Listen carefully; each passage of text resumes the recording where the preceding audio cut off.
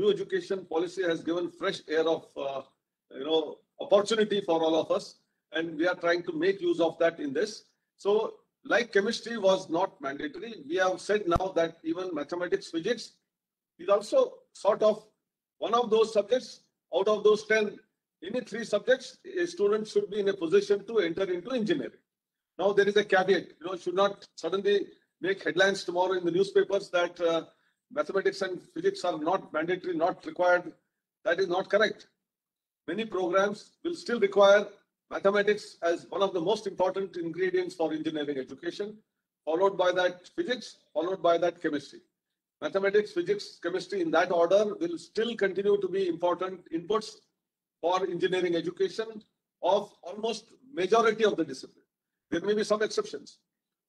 Like biotechnology, I gave an example. Ceramics, there may be an exception, but textile, there may be an exception.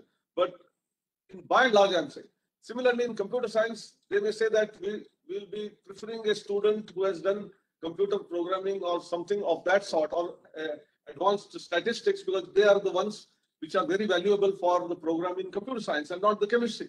So there is a lot of flexibility which is required, which is there in the part of the new education policy, which we have brought into this particular approval process handbook after a lot of deliberations at different levels.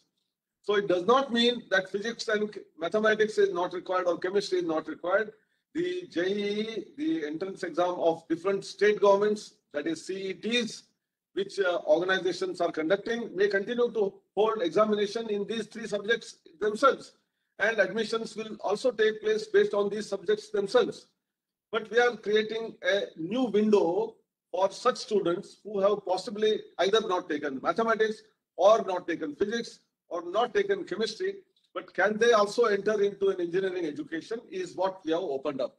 But this subtler difference has to be clearly noted.